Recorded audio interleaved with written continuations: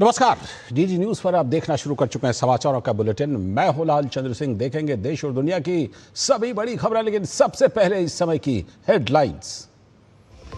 प्रधानमंत्री नरेंद्र मोदी रविवार को कर्नाटक और तेलंगाना में हजारों करोड़ रुपए की विकास परियोजनाओं का करेंगे शुभारंभ और शिलान्यास। प्रधानमंत्री बेंगलुरु में द आर्ट ऑफ लिविंग के 45वें स्थापना दिवस समारोह में भी होंगी शामिल।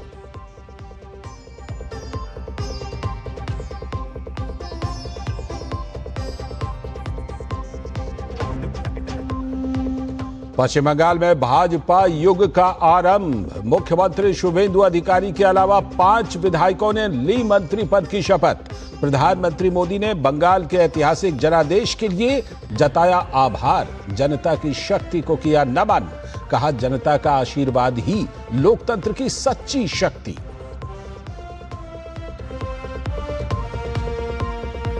तमिलनाडु में एक्टर विजय को मिला सरकार गठन का निमंत्रण। रविवार को चेन्नई के नेहरू स्टेडियम में आयोजित होगा शपथ ग्रहण समारोह। राज्यपाल ने 13 मई तक विजय को विश्वास मत प्राप्त करने के दिए निर्देश।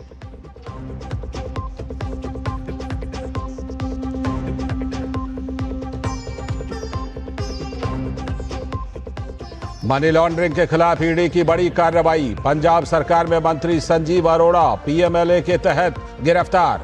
भाजपा नेता राघव चड्ढा ने कहा, आप सरकार ने पंजाब को रंगला बनाने का सपना दिखाकर खजाने को कंगला किया।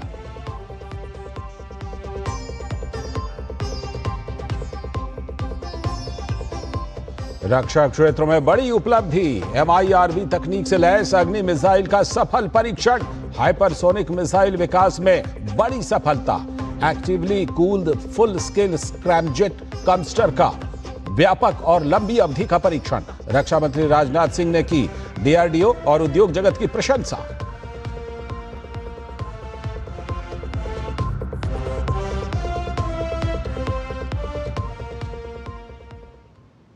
हेडलाइंस के बाद अब खबरें विस्तार से। प्रधानमंत्री नरेंद्र मोदी रविवार को कर्नाटक और तेलंगाना का दौरा करेंगे। पीएम बेंगलुरु में आर्ट ऑफ लिविंग के 45वें स्थापना दिवस समारोह में हिस्सा लेंगे। तेलंगाना में प्रधानमंत्री हजारों करोड़ रुपए की विकास परियोजनाओं का शुभारंभ और शिलान्यास करेंगे। विरासत भी विकास भी के विजन को आगे बढ़ाते हुए प्रधानमंत्री नरेंद्र मोदी रविवार को दक्षिण भारत का दौरा करेंगे। प्रधानमंत्री पहले कर्नाटक पहुंचेंगे, जहां वो बेंगलुरु में द आर्ट ऑफ लिविंग के 45वें स्थापना दिवस समारोह में शामिल होंगे। संस्था के संस्थापक श्री श्री रविशंकर का 70वां जन्मोत्सव कार्यक्रम भी इस समारोह का हिस्सा है। आदरणीय प्रधानमंत्री मोदी जी आ रहे हैं। इस मौके पर उन्होंने लोकार्पण करनी है। हमारा जो ध्यान मंदिर है, सबसे बड़ा ध्यान मंदिर है, उसको और 9 अलग अलग सेवा प्रकल्पों को भी वो चालू करवाएंगे।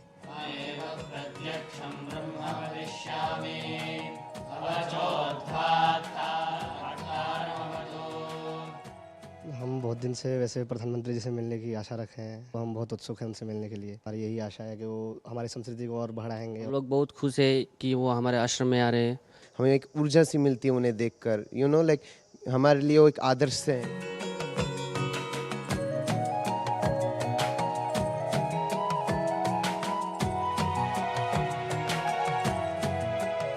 निश्चित तौर पर हम कह सकते हैं कि प्रधानमंत्री नरेंद्र मोदी का ये दौरा आध्यात्मिक चेतना, मानसिक स्वास्थ्य और सामाजिक सेवा के संदेश में नई ऊर्जा पैदा करने वाला हो। अपनी यात्रा के दूसरे चरण में प्रधानमंत्री हैदराबाद पहुंचेंगे। वहां प्रधानमंत्री लगभग 9,400 करोड़ रुपए की विकास परियोजनाओं का लोकार्पण और शिलान्यास करेंगे। प्रधानमंत्री वारंगल में पीएम मित्र पार्क का उद्घाटन करेंगे, जिसे काकतीय मेगा टेक्सटाइल पार्क के नाम से भी जाना जाता है। ये देश का पहला पूरी तरह कार्यशील पीएम मित्र पार्क होगा।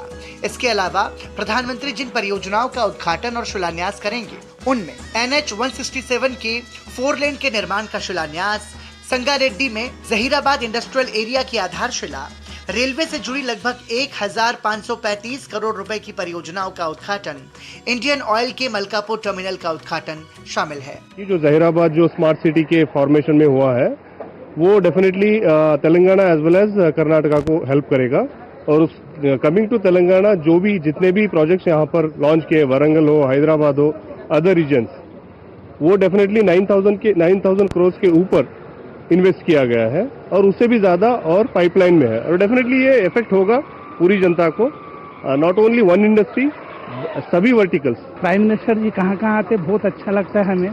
हम भी बहुत एक्साइटेड है, कब कब हम उन्हें देखें इस तरह से। प्रधानमंत्री हैदराबाद में अत्याधुनिक सिंधु हॉस्पिटल राष्ट्र को समर्पित करेंगे। 18 मंजिला इस कैंसर केंद्रित मल्टी सुपर स्पेशलिटी हॉस्पिटल में 1500 बेड, 29 आधुनिक ऑपरेशन थिएटर और कैंसर इलाज की अत्याधुनिक सुविधाएं मौजूद हैं। 1500 बिस्तरों वाला सिंधु अस्पताल एक गैर लाभकारी चिकित्सा संस्थान है। यहाँ पर खास तौर पे कैंसर की इलाज की सुविधा है। कैंसर की सर्जरी, कीमोथेरेपी, रेडिएशन के अलावा कैंसर से जुड़ी जो जांच की अत्याधुनिक मशीन यहाँ पर लगी है। आधुनिक चिकित्सा सुविधा से सुसज्जित यह संस्थान न केवल हैदराबाद बल्कि आसपास के लोगों के लिए भी एक वरदान साबित होने वाला है। प्रधानमंत्री हैदराबाद में विशाल जनसभा को भी संबोधित करेंगे। प्रधानमंत्री के दौरे को लेकर लोगों में जबरदस्त उत्साह है। मोदी जी को देखने के लिए, मोदी जी को सुनने के लिए उत्साह है पूरी तरह। और तेलंगाना जनता भी, क्योंकि हमारे को 8 सीट दिया है लास्ट चुनाव में, 50% सीट तेलंगाना में भारतीय जनता पार्टी को तेलंगाना जनता आशीर्वाद देकर हमारे को जिताया। फिर एक बात, नरेंद्र मोदी जी तेलंगाना जनता को धन्यवाद करेंगे। प्रधानमंत्री के दौरे से आर्थिक प्रगति को नई गति तो मिलेगी ही, साथ ही पर्यटन, कनेक्टिविटी और ऊर्जा के क्षेत्र में भी नई मजबूती आएगी। अध्यात्म से लेकर इंफ्रास्ट्रक्चर तक प्रधानमंत्री नरेंद्र मोदी के दौरे से विकास की नई परियोजनाओं की सौगात तो मिल ही रही है, रोजगार के नए अवसर भी खुलेंगे। जाहिर है दक्षिण भारत में विकास को नई रफ्तार मिलने वाली है। तेलंगाना से अपने सहयोगी नितेंद्र सिंह और डॉक्टर सुयश शर्मा के साथ शैलेंद्र मिश्र, डीडी न्यूज, बेंगलुरु।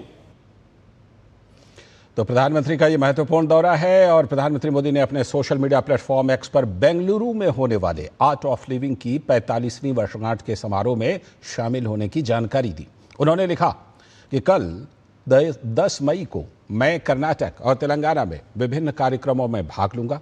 कल सुबह 11 बजे मैं आर्ट ऑफ लिविंग की स्थापना की 45वीं वर्षगांठ के समारोह में शामिल होऊंगा। समाज सेवा के हमारे आदर्शों के अनुरूप वे विभिन्न क्षेत्रों में सराहनीय कार्य कर रहे हैं।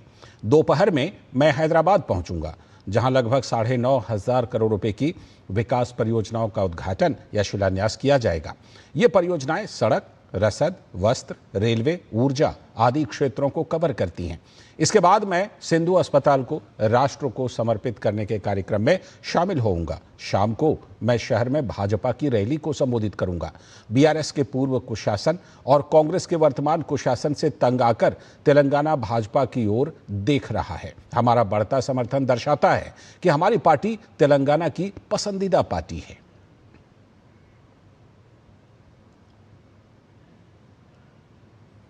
तो प्रधानमंत्री नरेंद्र मोदी 10 मई को बेंगलुरु में द आर्ट ऑफ लिविंग की 45वीं वर्षगांठ समारोह में शामिल होंगे। वर्ष 1981 में गुरुदेव श्री श्री रविशंकर द्वारा स्थापित यह संस्था 182 देशों तक अपनी पहचान बना चुकी है।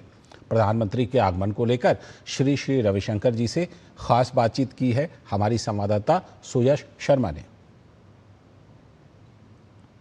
प्रधानमंत्री नरेंद्र मोदी बेंगलुरु में the art of living centre में आ रहे हैं। श्री श्री रविशंकर के the art of living centre को 45 वर्ष हो चुके हैं और इसकी वर्षगांठ पर प्रधानमंत्री नरेंद्र मोदी यहाँ आ रहे हैं। वहीं सबसे बड़ी बात ये भी हो जाती है कि श्री श्री रविशंकर जो कि फाउंडर हैं the art of living centre के, उनका जन्मोत्सव भी है, 70वां जन्मोत्सव है। डीडी न्यूज़ की तरफ से आपको हार्दिक शुभकामनाएं।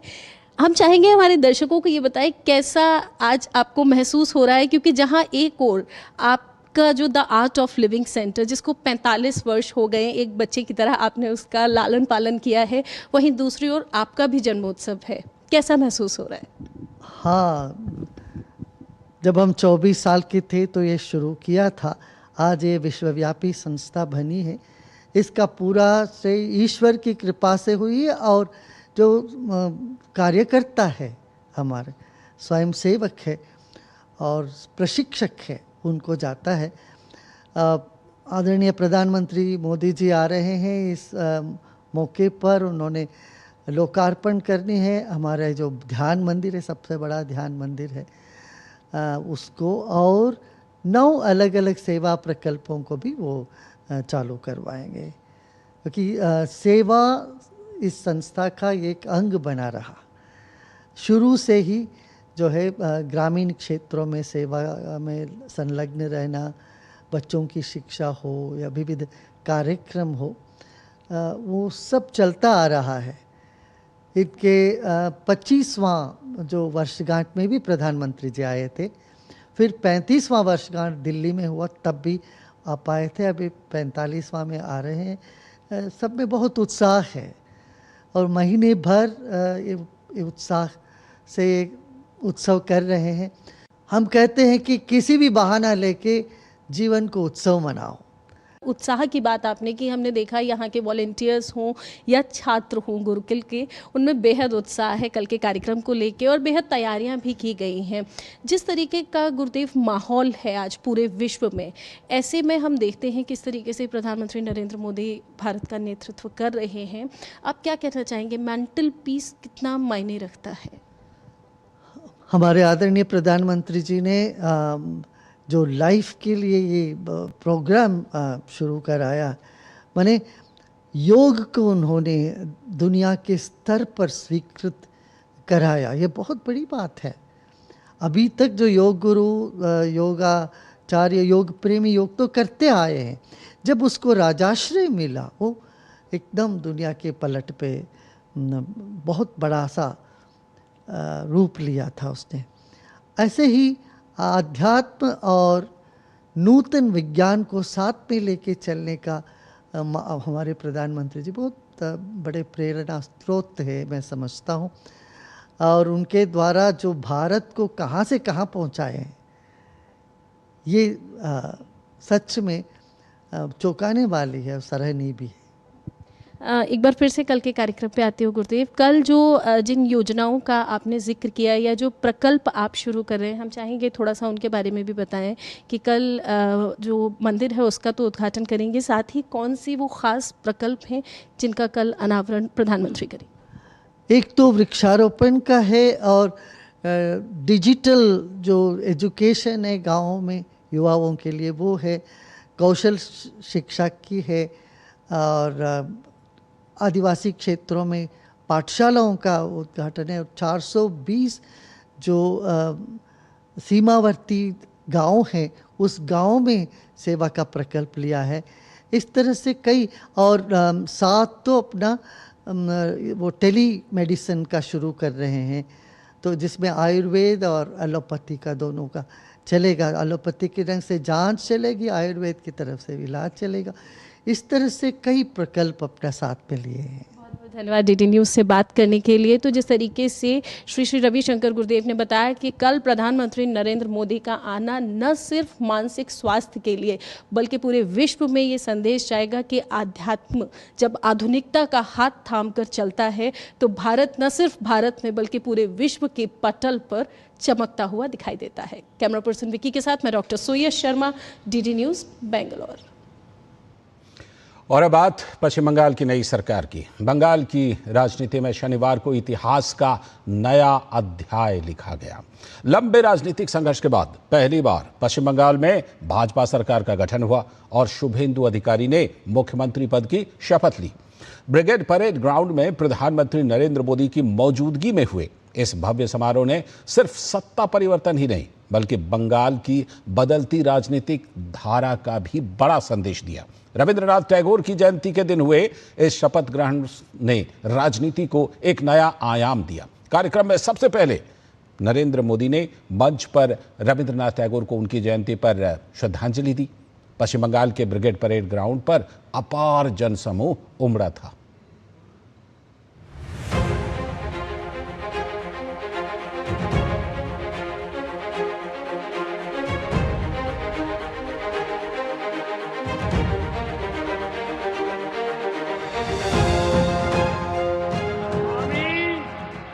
আমি শুভেন্দু অধিকারী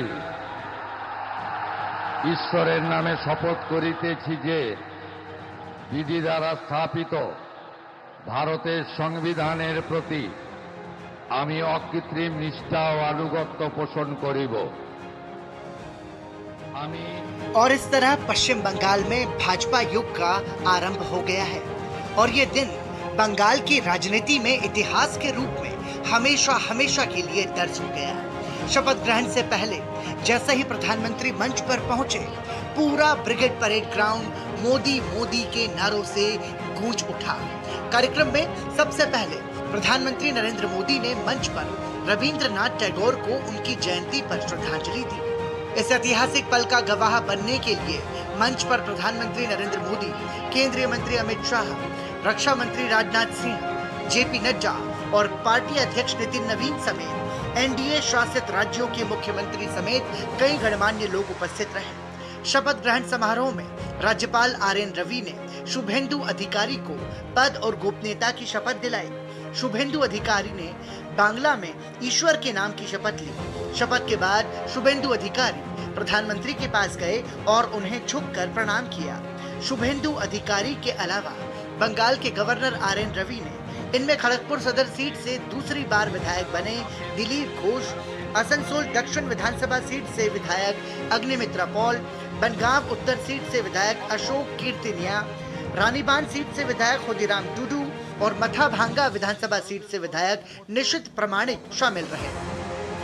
शपथ ग्रहण के बाद मुख्यमंत्री शुभेंदु अधिकारी ने कहा कि प्रधानमंत्री मोदी की इच्छा के अनुरूप गुरु रविंद्रनाथ टैगोर की जयंती के अवसर पर नई सरकार का गठन हुआ है। इसलिए प्रधानमंत्री के नेतृत्व में रविंद्रनाथ गुरु को श्रद्धांजलि अर्पित करने के बाद शपथ ग्रहण समारोह आयोजित किया गया। आज का दिन बहुत महत्वपूर्ण है देश के लिए, बंगाल के लिए। इसलिए प्रधानमंत्री का इच्छा था नया सरकार रविंद्र जयंती का दिन अपना कार्यकाल शुरू करे। इसलिए हम लोग प्रधानमंत्री जी का नेतृत्व में कवि गुरु को प्रणाम करते हुए आज संविधान को मानते हुए ओथ टेकिंग किया, शपथ लिया है। और उसका बाद मेरा सरकारी कार्यक्रम ये जोड़ा साको से हुआ है, कवि गुरु को प्रणाम करके माल्यार्पण कर। ये पहली बार है जब पश्चिम बंगाल में भारतीय जनता पार्टी की सरकार बनी है। पश्चिम बंगाल में हुए विधानसभा चुनाव में भाजपा ने शानदार प्रदर्शन किया। पार्टी ने 294 सदस्यीय विधानसभा में 207 सीटों पर जीत दर्ज की। भाजपा की इस महाविजय में प्रधानमंत्री नरेंद्र मोदी की भूमिका भी बेहद महत्वपूर्ण रही है। प्रधानमंत्री ने लगातार जनसभाएं की और जनता के बीच उपस्थित रहे। प्रधानमंत्री ने बंगाल की जनता के दर्द और उनकी समस्या को समझा और उनके समाधान के लिए मोदी की गारंटी दी। प्रधानमंत्री के प्रति बंगाल की जनता के इस विश्वास ने भाजपा की प्रचंड जीत में महत्वपूर्ण भूमिका निभाई। प्रसेनजीत बख्शी और सौरभ दत्ता के साथ ब्यूरो रिपोर्ट, डीडी न्यूज।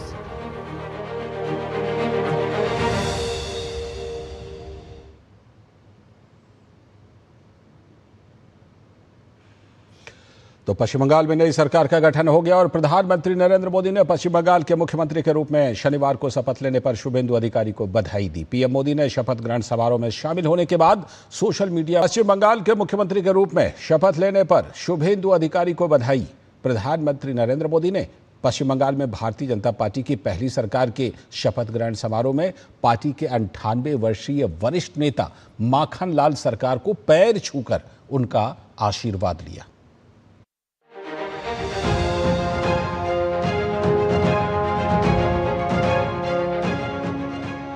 आज का ये दिन ऐतिहासिक है,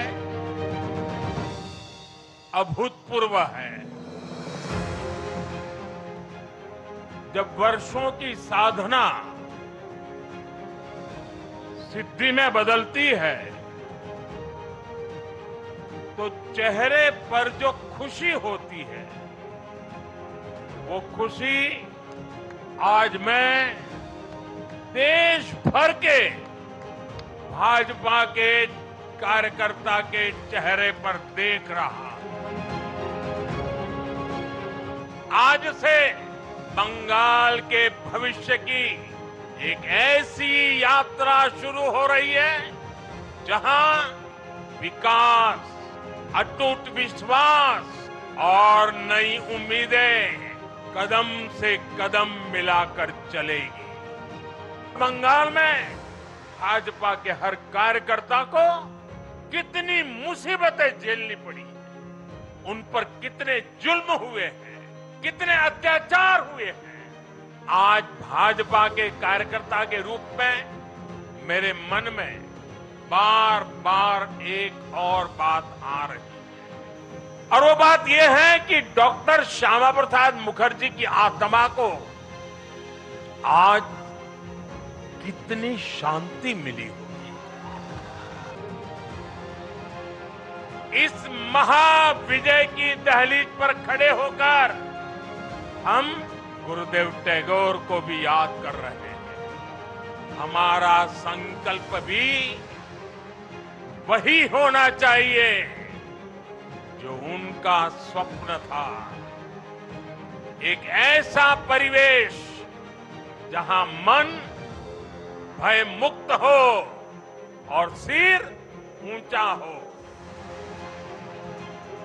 और बीजेपी बंगाल में ऐसा भय मुक्त वातावरण बनाकर दिखाएगी, ये मोदी की गारंटी है।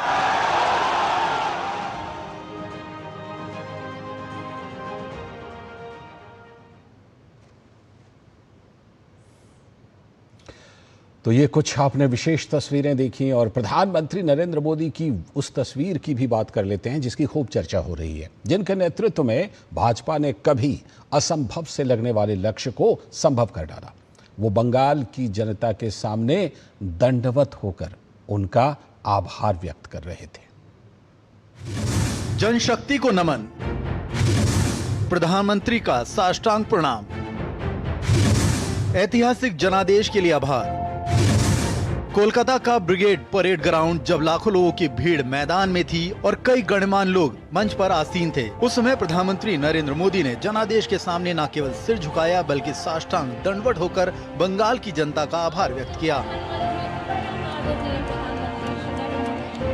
उनका यह कदम दर्शाता है कि प्रधानमंत्री मोदी लोकतांत्रिक सफलता के कितने भी ऊंचे शिखर पर क्यों न हो, लेकिन जनशक्ति के सामने वे सदैव नतमस्तक रहते हैं।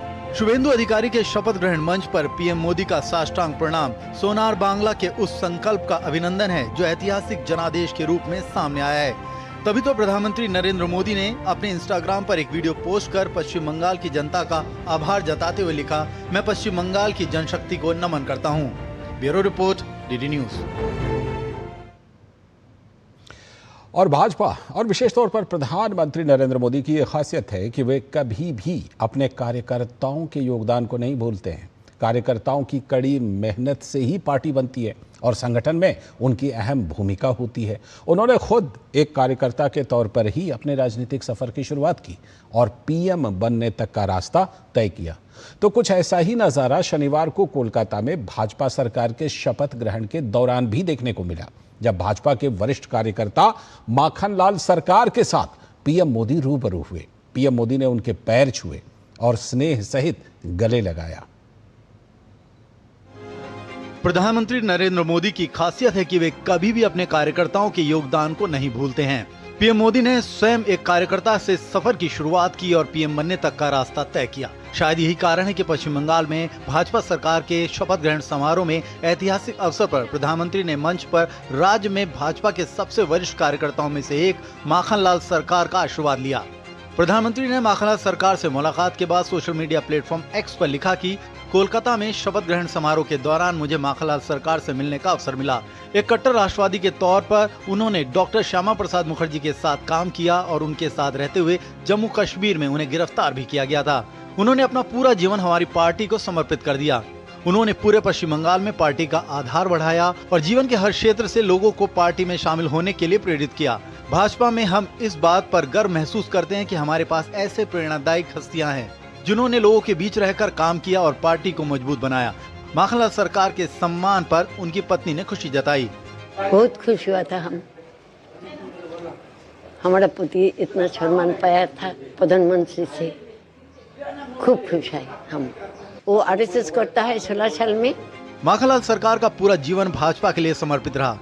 98 वर्ष की आयु में भी माखनलाल सरकार भारत में राष्ट्रवादी आंदोलन से जुड़े शुरुआती जमीनी नेताओं में से एक हैं। 1952 में कश्मीर में भारतीय तिरंगा फहराने के आंदोलन के दौरान श्यामा प्रसाद मुखर्जी के साथ रहते हुए उन्हें गिरफ्तार कर लिया गया था। 1980 में भाजपा के गठन के बाद वे पश्चिमी दिनाजपुर, जलपाईगुड़ी और दार्जिलिंग जिलों के संगठनात्मक समन्वयक बने। मात्र 1 वर्ष के भीतर उन्होंने लगभग 10,000 सदस्यों को पंजीकृत कराने में मदद की। 1981 से लगातार 7 वर्षों तक उन्होंने जिला अध्यक्ष के रूप में कार्य संभाला, जो उस समय का एक असाधारणीय उपलब्धि थी, जब भाजपा नेता आमतौर पर 2 वर्षों से अधिक समय तक एक संगठनात्मक पद पर नहीं रह पाते थे। माखनलाल सरकार आज भी एक साधारण जीवन जी रहे हैं। बहुत बड़ा दिन है। पिताजी इस दिन से पार्टी करने के बाद आज प्रधानमंत्री इसको इतना सम्मान दिया, वो बता नहीं सकती। ऐसा फील हुआ, वो किसी को बता नहीं सकती। आंखों से पानी बह रहा था उस समय। गर्व तो हो रहा है, मेरा पिताजी को देश का प्रधानमंत्री सम्मान दिया, फिलहाल गर्व तो होगा ही। हम लोग, मैंने खुद देखा, पापा का साथ अटल बिहारी वाजपेयी का दोस्त थी, बहुत प्यार करता था पापा को। आदवानी जी जब सिलीगुड़ी आए थे, फिर सुषमा स्वराज तब तो लैंड फोन था, तब तो मोबाइल नहीं था। सुषमा स्वराज पापा जाके वो मेघदूत सिनेमा हॉल के अपोजिट में एक बॉम्बे स्टोर था, उधर में एक लैंडलाइन का पीसीओ था, उधर से फोन करता था पापा सुषमा स्वराज जी का। शपथ ग्रहण समारोह के बाद प्रधानमंत्री ने मारे गए भाजपा कार्यकर्ता देबाशीष मंडल, सौमित्र घोषाल और आनंद पॉल के परिवार से मुलाकात की। प्रधानमंत्री ने एक्स पर पोस्ट में लिखा कि पश्चिम बंगाल में पहली बार भाजपा सरकार ने शपथ ली है, तो हम सभी के लिए डॉक्टर श्यामा प्रसाद मुखर्जी और राष्ट्र के प्रति उनके अनमोल योगदान को याद करना स्वाभाविक है। उनके विजन को पूरा करने के लिए कोई कसर नहीं छोड़ी जाएगी। ब्यूरो इनपुट के साथ प्रसन्नजीत बख्शी और सौरभ दत्ता की रिपोर्ट, डीडी न्यूज। और पश्चिम बंगाल के मुख्यमंत्री शुभेंदु अधिकारी ने भारतीय जनसंघ के संस्थापक श्यामा प्रसाद मुखर्जी के आवास का दौरा किया। उन्होंने कहा कि ब्रिगेड परेड ग्राउंड में हुए ऐतिहासिक शपथ ग्रहण समारोह में 20 राज्यों के बीजेपी मुख्यमंत्री और एनडीए नेता शामिल हुए।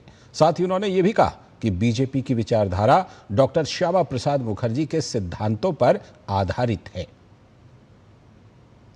आज ऐतिहासिक शपथ ग्रहण हुआ है।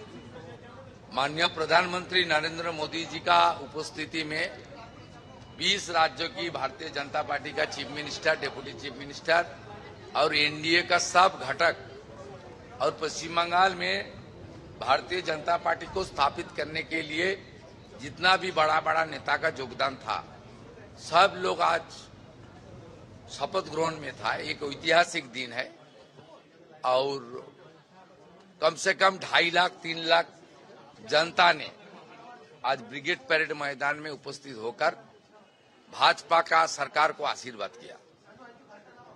और भाजपा का जो विचारधारा में भारतीय जनता पार्टी ने स्थापित हुआ है, वो विचारधारा डॉक्टर श्यामा प्रसाद मुखर्जी का है। और पश्चिम बंगाल के मुख्यमंत्री शुभेंदु अधिकारी के सलाहकार के रूप में सेवानिवृत्त आईएएस अधिकारी सुब्रत गुप्ता को नियुक्त किया गया है। शनिवार को कार्मिक एवं प्रशासनिक सुधार यानी PAR विभाग के सचिव राजेश पांडे ने इसका आदेश जारी किया। सुब्रत गुप्ता पहले SIR और चुनाव में विशेष पर्यवेक्षक की जिम्मेदारी भी संभाल चुके हैं।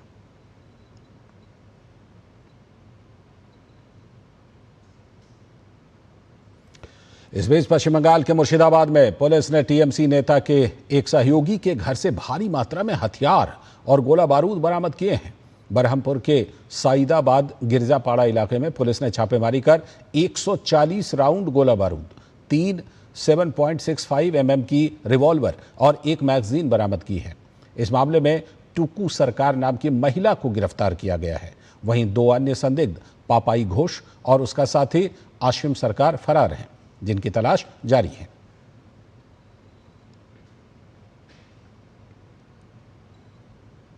अब बात तमिलनाडु की, जहां सरकार गठन को लेकर राजनीतिक तस्वीर अब लगभग साफ हो गई है। सी जोसेफ विजय के नेतृत्व वाली टीवीके ने बहुमत का आंकड़ा पार कर लिया है। शनिवार को विजय ने चेन्नई स्थित लोक भवन में राज्यपाल से मुलाकात कर टीवीके विधायक दल का नेता चुने जाने की जानकारी दी। साथ ही उन्होंने कांग्रेस, सीपीआई, सीपीएम, वीसीके और आईयूएमएल के समर्थन पत्र भी राज्यपाल को सौंपे। राज्यपाल ने विजय को सरकार बनाने के लिए आमंत्रित करते हुए 13 मई 2026 तक विधानसभा में विश्वास मत हासिल करने को कहा है। विजय का शपथ ग्रहण समारोह 10 मई को सुबह 10 बजे चेन्नई के जवाहरलाल नेहरू स्टेडियम में आयोजित किया जाएगा। 234 सदस्यीय विधानसभा में टीवीके ने स्वयं 108 सीटें जीती हैं। कांग्रेस के 5, सीपीआई और सीपीएम के 2 विधायकों का समर्थन पहले ही मिल चुका था और शनिवार शाम वीसीके ने भी 3 दिन की चर्चा के बाद समर्थन पत्र सौंप दिया, जबकि आईयूएमएल ने भी बिना शर्त समर्थन की घोषणा की। इसके बाद विजय के समर्थन में कुल अब 120 विधायक हो गए हैं, जो बहुमत के आंकड़े से 2 अधिक ही है। उधर कांग्रेस ने हॉर्स ट्रेडिंग की आशंका के बीच अपने 5 विधायकों को हैदराबाद भेज दिया है। विजय के समर्थन में राज्य भर में उनके समर्थकों ने जश्न मनाया।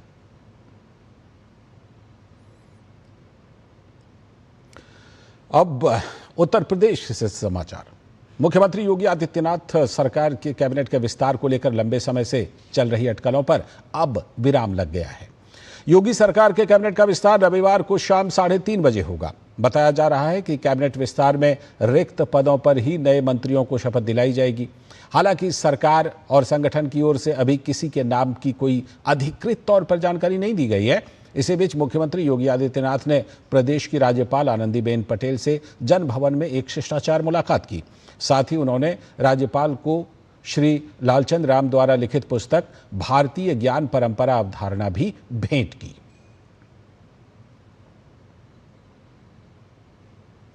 एक बड़ी खबर पंजाब से, जहां राज्य सरकार के कैबिनेट मंत्री संजीव अरोड़ा को प्रवर्तन निदेशालय यानी ईडी ने मनी लॉन्ड्रिंग मामले में गिरफ्तार कर लिया है। चंडीगढ़ स्थित सरकारी आवास से हुई इस गिरफ्तारी के बाद पंजाब की राजनीति गर्मा गई है।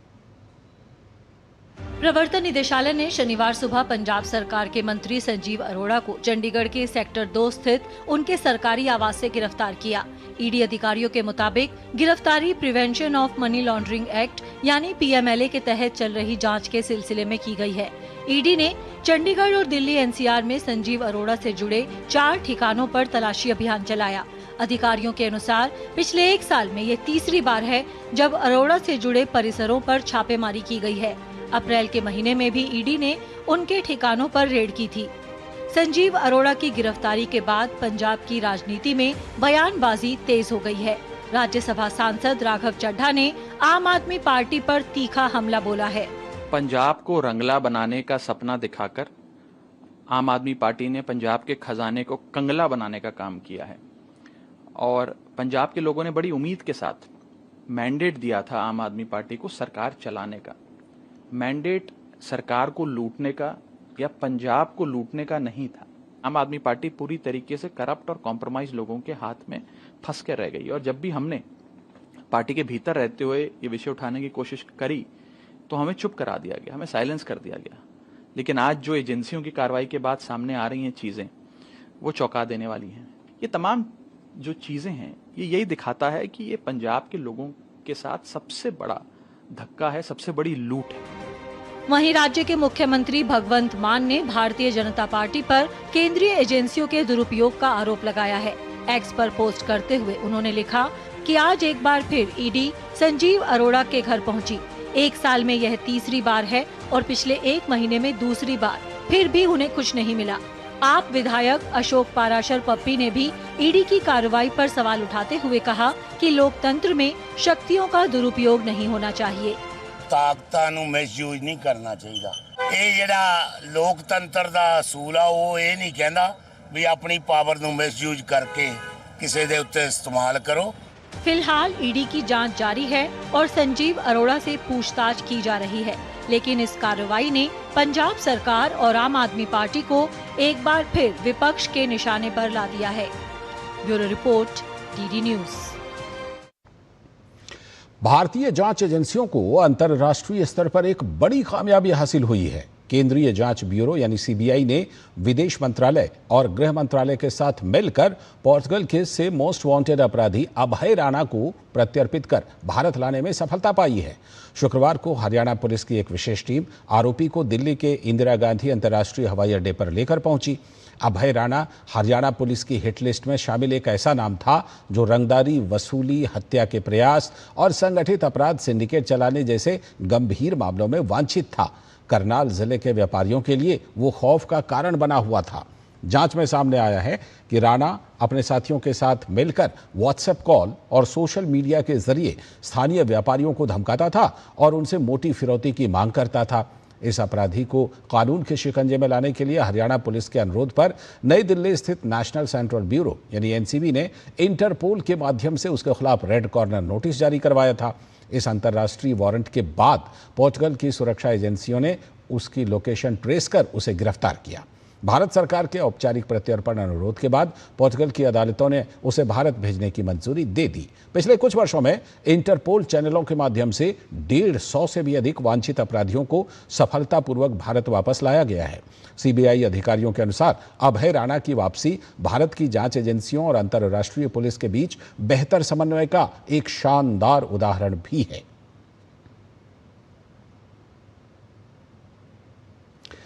ग्रामीण भारत के विकास के इतिहास में 10 मई का दिन एक अत्यंत महत्वपूर्ण और प्रेरणादायक अध्याय के रूप में दर्ज होने जा रहा है, जब मध्य प्रदेश के भेरुंदा जिला सीहोर से प्रधानमंत्री ग्राम सड़क योजना के 25 वर्ष पूर्ण होने पर रजत जयंती समारोह का आयोजन किया जाएगा। इसी ऐतिहासिक मंच से प्रधानमंत्री ग्राम सड़क योजना चरण 4 का औपचारिक शुभारंभ भी किया जाएगा। इस अवसर पर केंद्रीय कृषि एवं किसान कल्याण तथा ग्रामीण विकास मंत्री शिवराज सिंह चौहान देश के ग्रामीण क्षेत्रों को मजबूत, टिकाऊ और 12मासी पक्की सड़कों से जोड़ने के राष्ट्रीय संकल्प को नई दिशा और ऊर्जा प्रदान करेंगे। इस कार्यक्रम में मध्य प्रदेश के मुख्यमंत्री डॉक्टर मोहन यादव भी उपस्थित रहेंगे।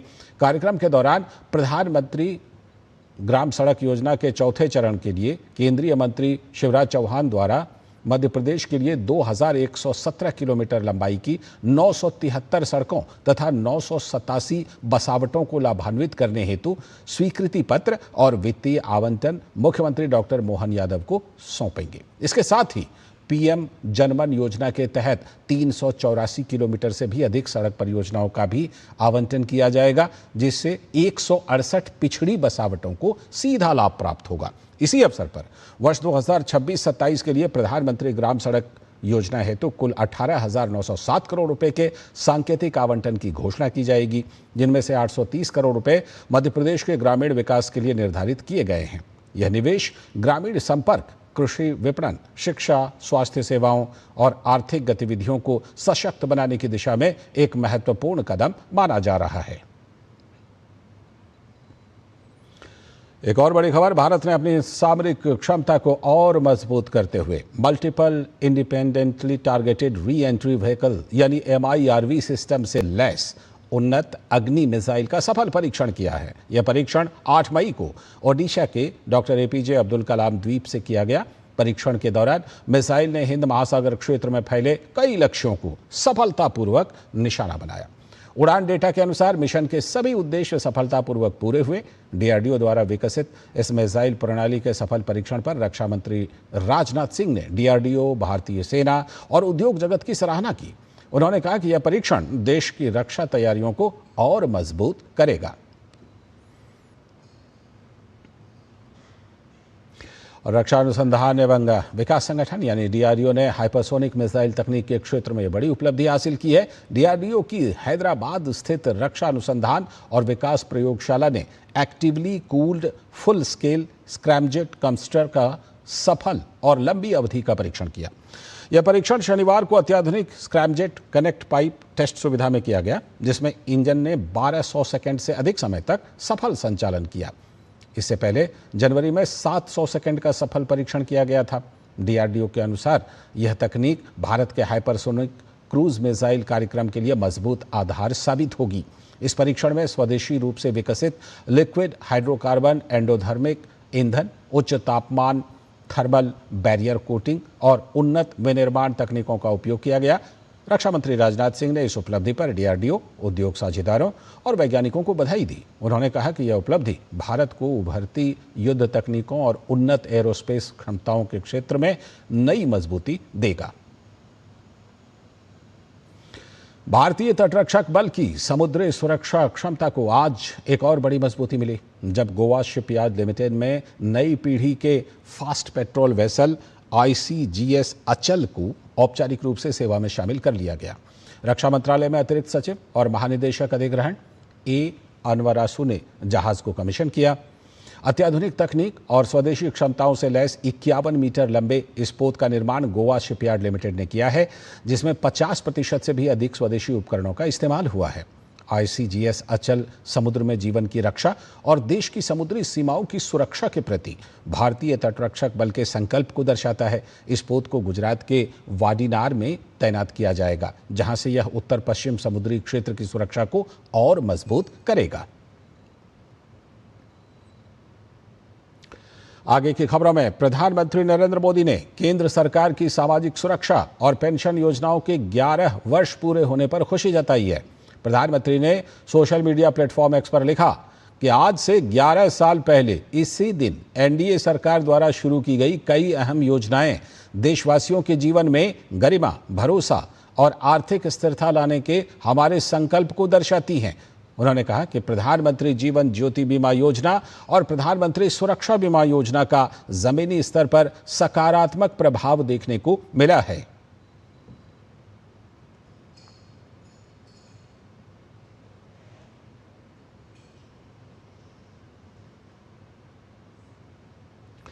अब खबर कर्नाटक से, जहां पूर्व मुख्यमंत्री और भाजपा के वरिष्ठ नेता BS येदियुरप्पा की राजनीतिक यात्रा के 50 वर्ष पूरे होने के अवसर पर एक भव्य कार्यक्रम का आयोजन किया गया।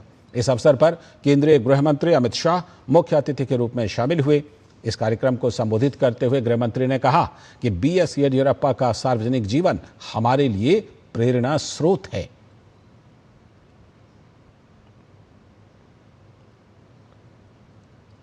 येदियुरप्पा जितना संघर्षशील नेता शायद पूरे दक्षिण भारत में कोई भी नहीं है, ये सब ने स्वीकारना पड़ेगा।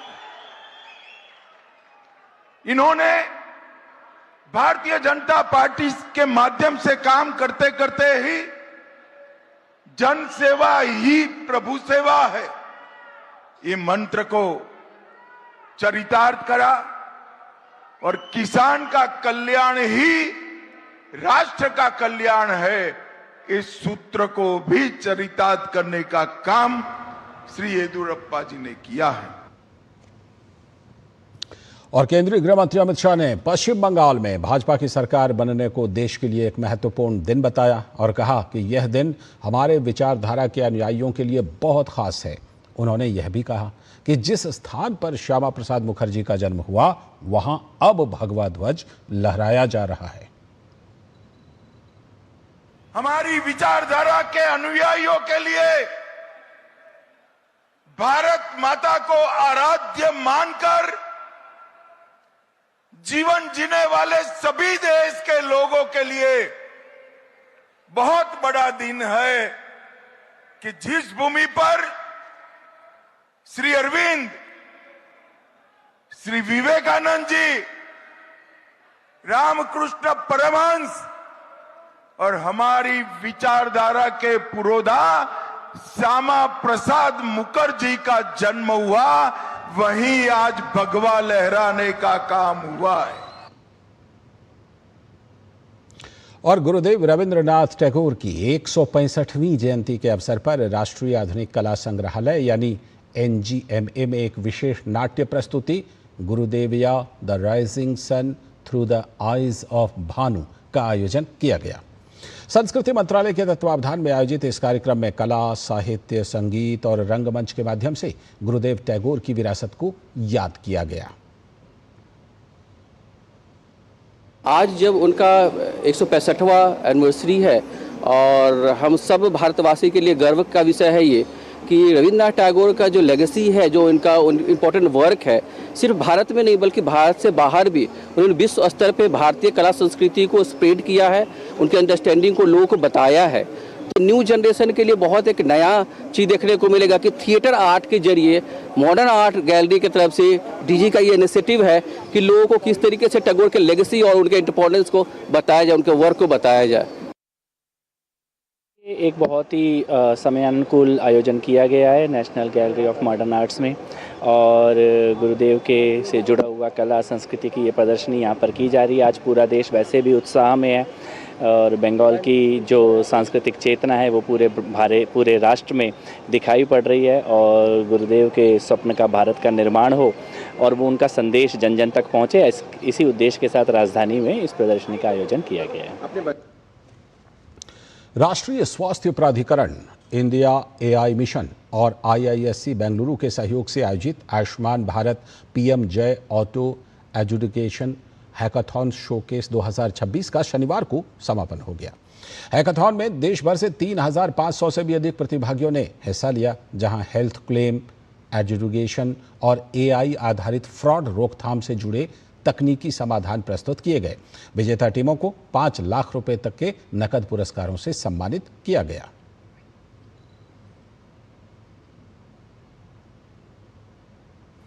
नई दिल्ली में भारत के मुख्य जल वैज्ञानिक उपाध्यक्ष लोचन सिंह पठानिया ने फ्रांस के जल वैज्ञानिक एवं समुद्र वैज्ञानिक सेवा के महानिदेशक रियर एडमिरल लॉरेंट कैलुगुएर से मुलाकात की। इस बैठक में भारत और फ्रांस के बीच हाइड्रोग्राफी और समुद्री सहयोग को मजबूत करने पर चर्चा हुई।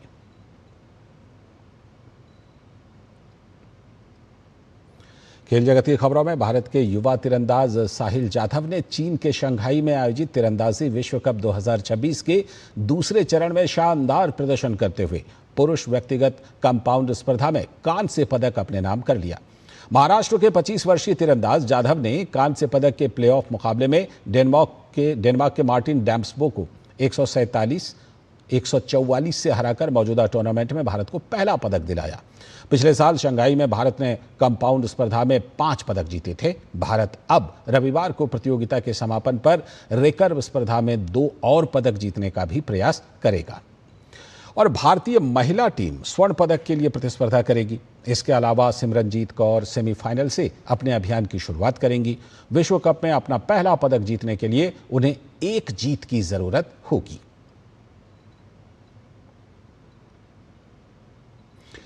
अब बात फुटबॉल की। फुटबॉल विश्व कप के मुकाबलों का आयोजन करने जा रहे तमाम स्टेडियम में तैयारियां अपने अंतिम चरण में हैं। इसी कड़ी में न्यू जर्सी के मेट लाइफ स्टेडियम में नई रियल ग्रास पिच बिछाई गई। खास बात यह भी है कि ये घास शहर के तापमान को देखते हुए चुनी गई है। मेट लाइफ स्टेडियम में विश्व कप के कम से कम 8 मुकाबले खेले जाएंगे, जिनमें 19 जुलाई को होने वाला फाइनल भी शामिल है। फुटबॉल विश्व कप 2026 शुरू होने में अब कुछ ही समय बचा है। ऐसे में मुकाबलों का आयोजन करने जा रहे स्टेडियम्स को अंतिम रंग रूप दिया जा रहा है। इसी कड़ी में न्यू जर्सी स्टेडियम भी तैयारियों के अंतिम चरण में है। न्यू जर्सी के मेटलाइफ स्टेडियम में नई रियल ग्रास पिच बिछाई गई है। ट्रैक्टर्स की मदद से ये घास बिछाई गई, जो शहर के तापमान को देखते हुए चुनी गई है। हमने सोचा है कि हम न्यूयॉर्क, न्यू जर्सी में वार्म सीजन घास रखेंगे और मैक्सिको सिटी में कूल सीजन घास रखेंगे। दोनों जगह का तापमान काफी अलग है। हमने पिच की घास का चयन करते वक्त कई बातों को ध्यान में रखा है। शहर कौन सा है, स्टेडियम कौन सा है, आयोजकों को क्या पसंद है, क्या सही तरीके से किया जा सकता है और मैच किस वक्त खेला जाना है। कुछ जगह पर 4 मैच खेले जाएंगे और कुछ जगह पर 9 मैच खेले जाएंगे। सब कुछ पूरी योजना देखकर ही तय किया गया है।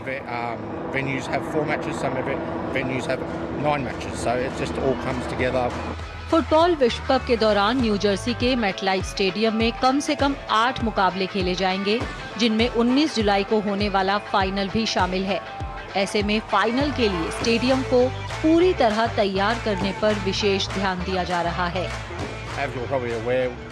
आपको पता होगा कि फीफा ने सेमीफाइनल के स्थान बदल दिए हैं। हम 19 जुलाई को होने वाले फाइनल के लिए एकदम सही तैयारी करना चाहते हैं। फुटबॉल विश्व कप में कुल 48 देश हिस्सा लेंगे और कुल 104 मैच देखने को मिलेंगे। 12 जून से शुरू होने वाले विश्व कप के मुकाबले अमेरिका में 11 स्थान पर, मैक्सिको में 3 स्थान पर और कनाडा में 2 स्थान पर खेले जाएंगे। Sports desk, DD news. तो फुटबॉल विश्व कप शुरू होने में अब कुछ ही दिन बाकी बचे हैं। ऐसे में पूरी दुनिया धीरे धीरे फुटबॉल के रंग में रंगने लगी है। इसी कड़ी में ब्राजील में 48 साल पुरानी एक परंपरा को प्रशंसकों ने बरकरार रखा है। ब्राजील की एक सड़क हर फुटबॉल विश्व कप पर आर्ट वर्क से सज जाती है और इस साल भी ये सिलसिला नहीं टूटा। ये है रियो डी जेनेरो की परेरा नून्स स्ट्रीट।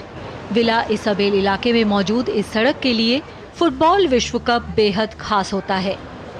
पिछले 48 साल से हर 4 साल में एक बार जब भी फुटबॉल विश्व कप का आयोजन होता है, यहाँ रहने वाले लोग मिलकर दीवारों और सड़क पर फुटबॉल विश्व कप से जुड़े म्यूरल्स बनाते हैं। इस साल ये सड़क फुटबॉल विश्व कप की ट्रॉफी, ब्राजील के पुराने दिग्गज फुटबॉलर और मौजूदा फुटबॉल टीम के सदस्य और ब्राजील के राष्ट्रीय रंगों से सजी दिखाई दे रही है। वहीं 3 मेजबान देशों अमेरिका, कनाडा और मैक्सिको के झंडों की झलक भी देखने को मिल रही है। आयोजकों का कहना है कि ये म्यूरल्स शांति, सहिष्णुता और समावेशिता का संदेश देते हैं। उत्साह को देखकर बहुत अच्छा लग रहा है। हर विश्व कप में यहाँ ये आर्ट वर्क देखने को मिलता है। उम्मीद है कि ये आर्ट वर्क भाग्यशाली साबित हो और ब्राजील एक बार फिर चैंपियन बने। हमें विश्व कप की जरूरत है। हमेशा की तरह हम एक बड़ी स्क्रीन पर मैच देखेंगे। एक बड़ी पार्टी होगी। अगर ब्राजील की टीम पहले दौर से आगे चली जाती है तो मुझे बहुत खुशी होगी। ब्राजील ने पिछली बार 2002 में जापान में विश्व कप जीता था। इटली के कार्लो एंचेलोटी के कोच बनने के बाद से ये ब्राजील की टीम का पहला फुटबॉल विश्व कप होगा। Sports desk, DD news.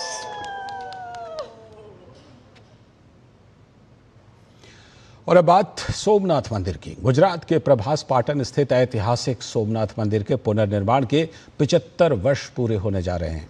तो इस खास मौके पर 11 मई को पीएम मोदी भी सोमनाथ जाएंगे। आयोजन को लेकर मंदिर ट्रस्ट और प्रशासन ने व्यापक तैयारियां शुरू कर दी हैं। सोमनाथ मंदिर को भगवान शिव के 12 ज्योतिर्लिंगों में पहला ज्योतिर्लिंग माना जाता है। इतिहास में यह मंदिर कई बार विदेशी आक्रमणों का शिकार हुआ, लेकिन हर बार श्रद्धालुओं और शासकों के प्रयासों से इसका पुनर्निर्माण किया गया। वर्ष 1026 में महमूद गजनवी के हमले के बाद मंदिर को भारी क्षति पहुंची थी। देश की आज़ादी के बाद सरदार वल्लभ भाई पटेल ने सोमनाथ मंदिर के पुनर्निर्माण का संकल्प लिया। इसके बाद 11 मई 1951 को देश के प्रथम राष्ट्रपति डॉक्टर राजेंद्र प्रसाद ने मंदिर का उद्घाटन कर इसे राष्ट्र को समर्पित किया था। अब उसी ऐतिहासिक क्षण के 75 वर्ष पूरे होने पर विशेष कार्यक्रम आयोजित किए जा रहे हैं।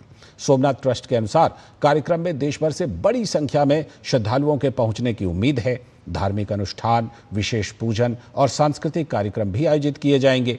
दिल्ली समेत कई राज्यों से श्रद्धालुओं के विशेष समूह सोमनाथ के लिए रवाना हो रहे हैं। प्रधानमंत्री नरेंद्र मोदी ने सोमनाथ को भारत की सांस्कृतिक चेतना और अटूट आस्था का प्रतीक बताया है। मंदिर परिसर में सुरक्षा और व्यवस्थाओं को लेकर प्रशासन अलर्ट मोड पर है।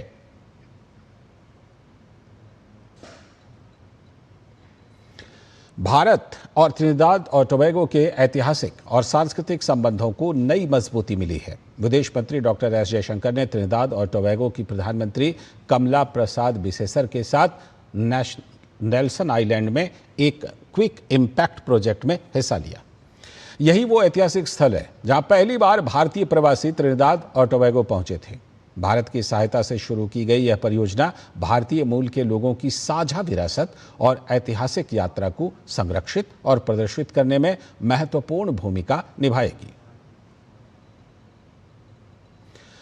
राजधानी नई दिल्ली में भारत के पहले अंतर्राष्ट्रीय नेत्र विज्ञान अनुसंधान सम्मेलन का शनिवार को रक्षा राज्य मंत्री संजय सेठ ने उद्घाटन किया। Army hospital research and referral के नेत्र विज्ञान विभाग और ऑल इंडिया ऑप्थेल्मोलॉजिकल सोसाइटी के संयुक्त तत्वावधान में आयोजित ये 2 दिवसीय सम्मेलन मानेकशॉ सेंटर में हो रहा है। AIOS armed forces ophthalmology update 2026 नामक इस सम्मेलन में देश भर के लगभग 200 प्रसिद्ध नेत्र विशेषज्ञ और सेना के अनुभवी आई स्पेशलिस्ट हिस्सा ले रहे हैं।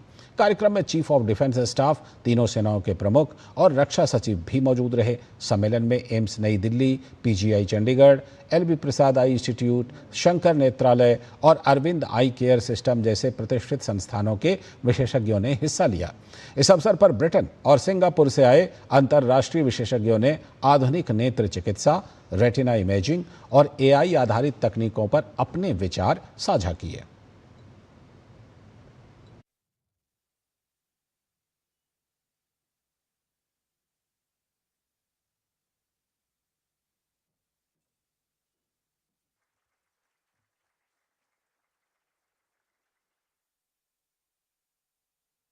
आज बहुत पावन दिन है कि जब रविंद्रनाथ टैगोर जी की जयंती, महाराणा प्रताप जी की जयंती, ऑपरेशन सिंदूर की भी वर्षगांठ 2 दिन से हम लोग मना रहे हैं, और आज के दिन से जब ये कॉन्क्लेव 2 दिन का शुरू हुआ है, ये आपने बताया कि तीसरा एडिशन है। ये तीसरा एडिशन भी आपको इस क्षेत्र में कैसे हम दुनिया में और एक्सपर्टाइज कर पाएँ, आँख के क्षेत्र में, आँख के इलाज के क्षेत्र में कोई आदमी आज दृष्टिहीन नहीं हो, ये सबसे बड़ी चुनौती हम सबके सामने है। आप सभी ऐसे सेना के अधिकारीगण, सभी चिकित्सक, मैं आपका हृदय से सम्मान करते हुए, आप सबको सैल्यूट करते हुए बहुत बहुत धन्यवाद। जय भारत, जय हिंद। और इसी खबर के साथ इस बुलेटिन में फिलहाल इतना ही। हमें दीजिए अनुमति। नमस्कार।